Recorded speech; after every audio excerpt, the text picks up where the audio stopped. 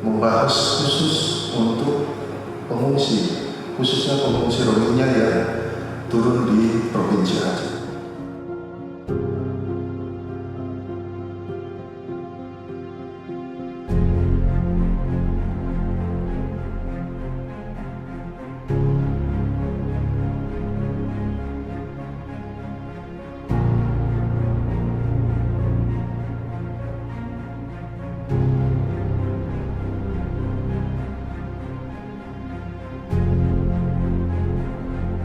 Positifnya adalah niat baik dari Bapak Ibu di Provinsi Aceh untuk menangani para pengungsi.